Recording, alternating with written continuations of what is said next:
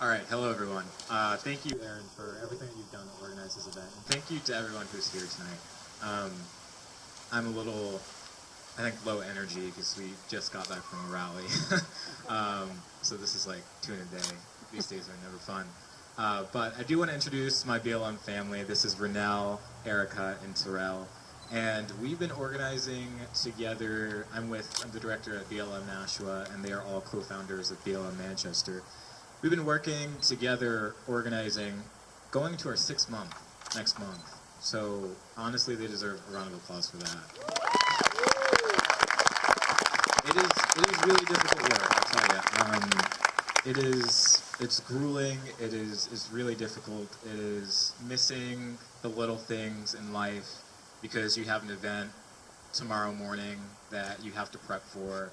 It's staying up, like, researching all the talking points and the speech, elements that you're going to have the next day, and it's really, really difficult work. So I really appreciate Aaron and everyone who's out here and everyone that has worked to organize this event, because I know that it is a very difficult thing to do.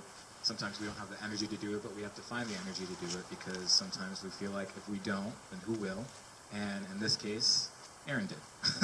So thank you so much again for that.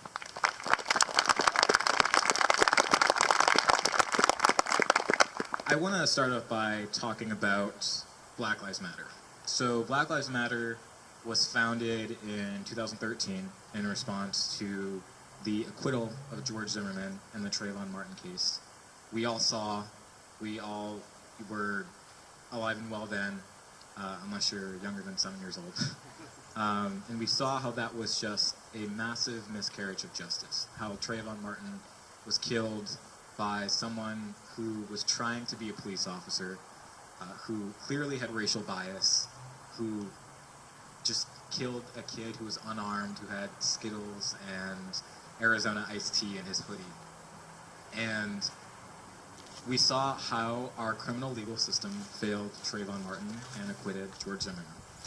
And for some of y'all, that was the first time that you ever heard the phrase Black Lives Matter. It has taken on so many different forms over the past several centuries that there has been a fight for black liberation in this country. But that was the first time that an organization had been called Black Lives Matter. And it was founded by these 3 powerful black women, Alicia, Patrice, and Opal. And since, it has grown into an international movement. We've had millions of people show up to these protests. It is something that is the largest civil rights movement since the civil rights movement of the 1950s and the 1960s. And with a movement of that size, of course you are going to have people who are the naysayers, people who initially asked, maybe innocently, well, don't all lives matter? Why would you just say that Black Lives Matter? And we've said since the very beginning that when we say Black Lives Matter, we don't just mean that it is just our lives that matter, it's everyone's life matter, but we are in a time where our lives are not being valued. This is something that we've experienced the entire time that we've been living in this country, but it has come to a head once again. And that did not seem like a very radical concept for us when we started organizing for Black Lives Matter this year. This was, of course, in response to the murder of Ahmaud Arbery, the murder of Breonna Taylor, and the murder of George Floyd. And we saw some really vile, hateful rhetoric that was directed at us, not just from the white supremacists down the street or your racist uncle at Thanksgiving dinner. It started at the very top. Of course, we had the President of the United States calling us a terrorist group. And that rhetoric matters because at our events, there's been violence, and there's been violence that is perpetuated by white supremacists, by white militia members, by people who come to our protests who seek to harm us. Now, the work that we've been doing locally has been about a scholarship fund for black youth. It's been about hosting youth forums in Manchester. It's been about donating school supplies to low-income communities. It's been about volunteering at soup kitchens. I don't know about y'all, but that doesn't sound like a terrorist group to me. And unfortunately, thank you. Unfortunately, though, since the very beginning, there have been people who have attempted to hijack our narrative and hijack our work and make it into their own, or to weaponize it to fulfill some kind of preconceived notion that they had about who we are. They view us with disdain. They don't just want to get people to not join us, they quite literally want to eradicate us. Everyone on this stage has received death threats at some point or another.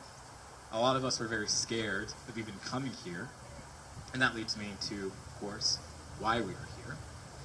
We are here because you folks are represented by a man named James Spillane, who felt that as an elected official, as someone who is elected to represent the people of this district, that it would be okay for him to, whether it be jokingly or not, call for violence against us and our supporters in a Facebook post. When I first read that, unfortunately, I wasn't that surprised, because James Spillane has told us who he is before. I think we know. I think everyone in this audience knows who that guy is. But what I was mostly concerned and surprised about was the silence of our elected officials, who had stood by us the entire summer, who had proudly claimed that our lives matter, who had shown up to our protests to speak to crowds like these, and they were suddenly nowhere to be found when an elected official was threatening our lives and was threatening the lives of our supporters.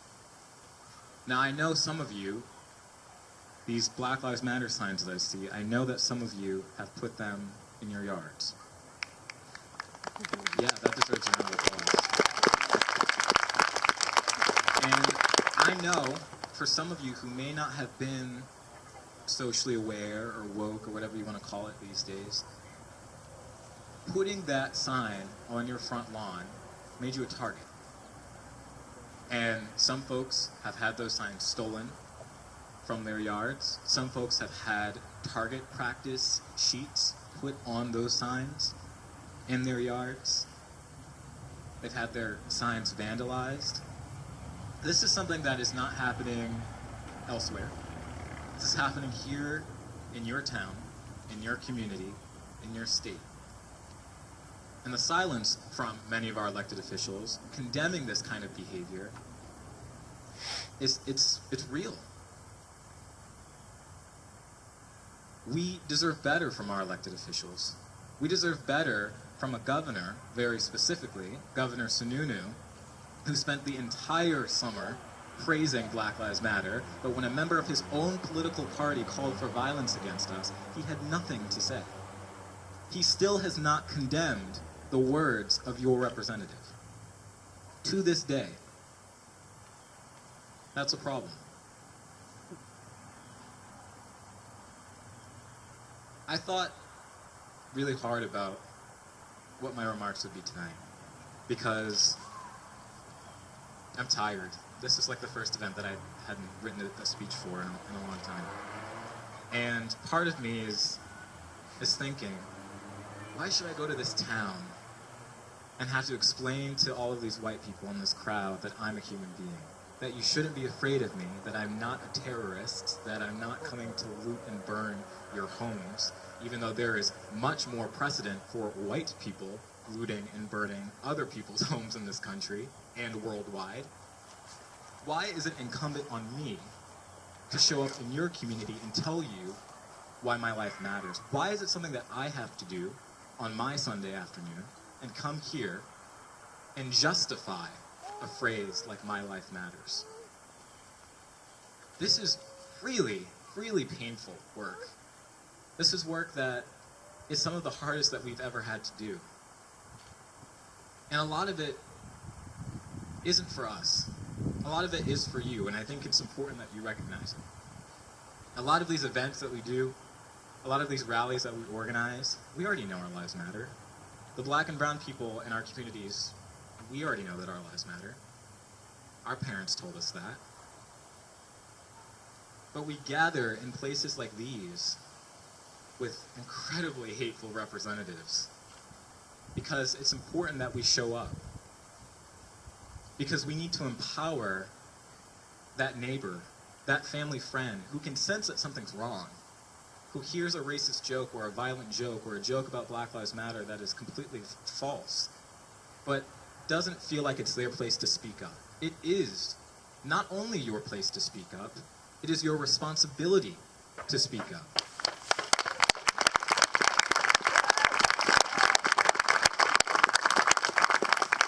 No, I'm not here today to make anyone feel bad. I mean, if you do, then, that sucks. But this is the reality that we all have to deal with every single day. Just the fact that we were scared of driving in down this road because we weren't sure what to expect in this town. All my time here in New Hampshire, I've heard it's not bad here. The racism that exists here is not as bad as it is in the South. It's not, you get the bad egg every now and then, but people aren't prejudiced here. They are. This is proof. And this is something that we've experienced every single day. New Hampshire is not innocent. And we have to acknowledge that. Because of course we want to begin in communities like these to organize for a better future. A future that we can be proud of. A future where we have a criminal legal system that's equitable, where there are no housing disparities, there are no disparities in healthcare or education. But in order for us to start to organize to get to that place, we have to speak truth about the reality that the black and brown people in these communities face. So if you take anything from this kind of lengthy thing that I've been on, I thought I was going to keep this brief. I always say I'm going to keep this brief, and I never do. I always have more to say.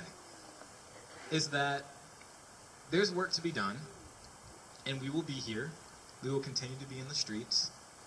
We will continue to be serving our communities and doing all of the work that folks don't want to do, because if we're not here doing it, then who is?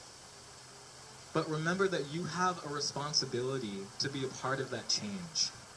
It should not fall on our shoulders as the black and brown people in your community to tell you that Black Lives Matter. It's something that you should believe. It's something that you should demonstrate in your daily lives. It's something that you should speak up about.